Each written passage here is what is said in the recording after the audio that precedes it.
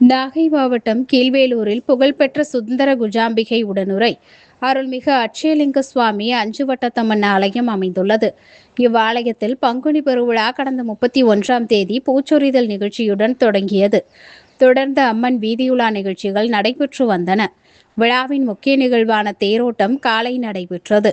முன்னதாக சிறப்பலங்காரத்தில் அஞ்சுவட்டத்தம்மன் அலங்கரிக்கப்பட்ட தேரில் எழுந்தருளினார். தொடர்ந்து சிறப்பு மகா தீபாராதனை காட்டப்பட்டது.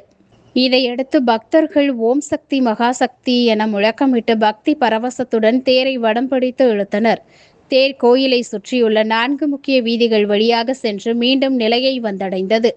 தேர் செல்லும் சாலைகளில் பக்தர்கள் அர்ச்சனை செய்து வழிபாடு செய்தனர். நாகை, சிக்கல், நாகூர், பாப்பாக்கோவில், தேவூர், காக்கலனி, திருக்குவளை, வலிவலம் உள்ளிட்ட பல்வேறு கிராமங்களிலிருந்து ஏராளமான பக்தர்கள் கலந்து கொண்டு சுவாமி தரிசனம் செய்தனர்.